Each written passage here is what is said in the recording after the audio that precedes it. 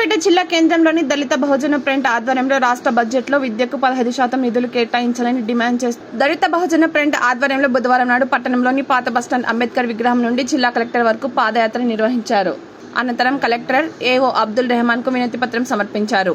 పాదయాత్రను డీబీఎఫ్ రాష్ట్ర ప్రధాన కార్యదర్శి మెట్ల శంకర్ ప్రారంభించారు. ఈ సందర్భంగా శంకర్ మాట్లాడారు. అనంతరం ఈ వినతి పత్రం ఇవ్వడం కలెక్టర్ గారికి వినతి పత్రం సమర్పిస్తాం.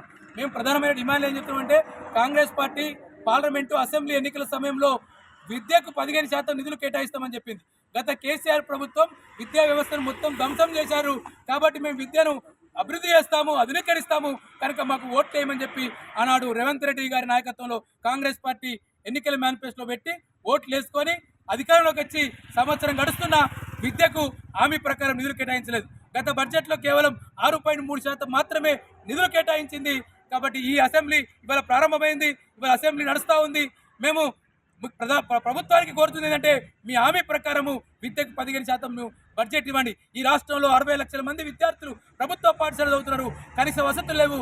మీ ప్రభుత్వమే అబ్స్టాక్ విడుదల చేసింది 2024-25 లెక్కల ప్రకారము 11% పిల్లలు బడి బయట ఎవరు అని చెప్పి అసలు నివేదిక చెప్తుంది.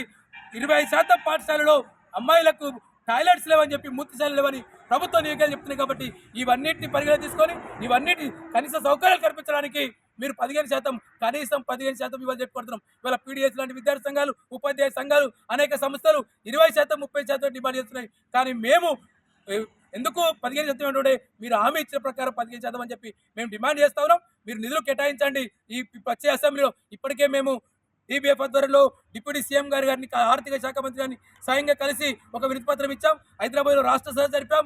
అట్లా అన్ని జిల్లాల్లో కలెక్టర్ గారికి, ఎంఆర్ఓలకు ఈ దరఖాస్తులు, ఈ బడ్జెట్ పెంచాలని చెప్పి మేము కోరాం.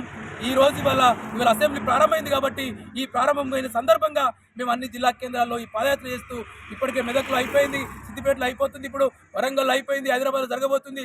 ఇట్లా రాష్ట్ర వ్యాప్తంగా అనేక జిల్లాల్లో పాదయాత్ర నడుస్తుంది. ఈ ఎర్ర టెండర్ని కేస్తాం ధిక్కరిస్తూ మేము మా మహనీయులు ఎవరైతున్నారో డాక్టర్ బాబాసాహెబ్ అంబేద్కర్, పూలే విద్యనే మన తర్వాత మారుతుందని చెప్పారు. కాబట్టి ఆ విద్యార్థుల కోసం నిలబడడానికి, ప్రభుత్వాన్ని బోల్లో ఇరికించడానికి మేము పాదయాత్ర చేస్తున్నాం. ఇక్కడ ప్రతిపక్ష నాయకుడికి మేము ఒకటే విన్నవిస్తున్నాం. మీరు విద్యను ధ్వంసం చేశారు, మీకు ప్రజలు బుద్ధి చెప్పారు, మీరు ఓడించారు. ఇప్పుడైనా అసెంబ్లీలో మాట్లాడండి. పొద్దుగా లేస్తే రైతు బంధు గురించో ఇంకో దాని గురించో కాకుండా ఎక్కువ మెజార్టీ ప్రజలైన ఎస్సీ, ఎస్టీ, బీసీ మైనార్టీలకు ఉపయోగపడే విద్య గురించి మీరు అసెంబ్లీలో మాట్లాడి ప్రభుత్వాన్ని నిలదీసి వాళ్ళ హామీ ప్రకారం 15% నిధుల్ని సాధించేందుకు మీ ప్రయత్నం చేయాలని చెప్పి కేసీఆర్కు, ఇక్కడ హరీష్ రావులకు, బీజేపీ అందరికీ కూడా మేము కోరుతా ఉన్నాం. దళిత తరఫున ఒకవేళ ప్రభుత్వం స్పందించకపోతే దీన్ని మరింత ఒక రాష్ట్ర వ్యాప్త ఉద్యమంగా నిర్మించడానికి మేము ప్రణాళిక సిద్ధం చేస్తున్నామని తెలియజేస్తున్నాం. జై భీమ్, జై భీమ్, జై భీమ్, జోహార్ డాక్టర్ బాబాసాహెబ్.